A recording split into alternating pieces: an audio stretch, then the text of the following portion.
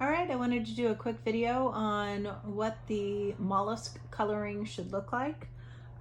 So basically you were told that each class is a different color. So that would be why the word class Monoplacophora, which is not in our group of mollusks that we are focusing on, but it's still a mollusk, and so I just kind of want you to know offhand what it is. So Monoplacophora definitely looks like a very tiny snail or a clam, right? But mono definitely clues you into the fact that that guy is a single-shelled animal. We've got the Aplacophora, got the Polyplacophora, we've already mentioned that. These are the chitons, and I have a good example to show you in class. You've got your gastropods, so they get their own color. Gastropoda, snail, abalone turban snail.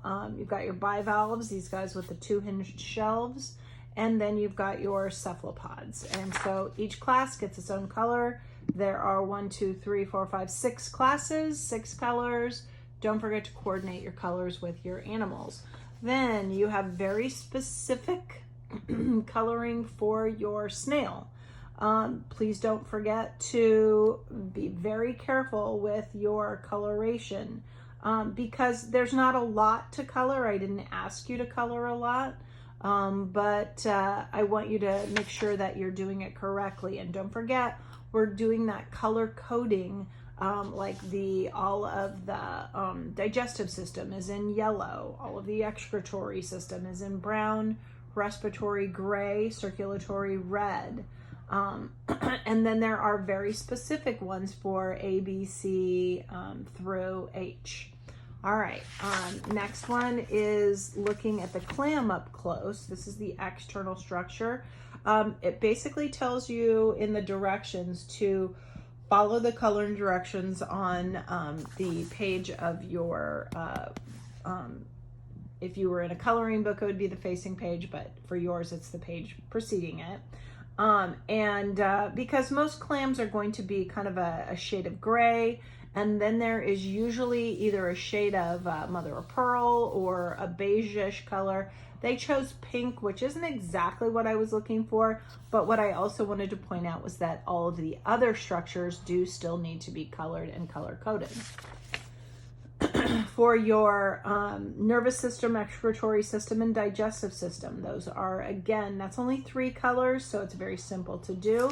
Just make sure you're finding all parts of it, though, right? For your circulatory system, we've got the veins in blue and the aortas, the arteries in red, because we're talking oxygenated blood versus deoxygenated blood to get specific. You're skipping plate 56 and then doing the internal structure of the squid. Again, same thing, digestive yellow, circulatory red, nervous system green. And don't forget to choose a very bright color for their only support system that squid have, which is that pen. And so that is not exactly rigid. It's very flexible, but it does give their anterior surface basically their body wall, it gives them some structure. And so that's why they are not as flexible or as flowy as the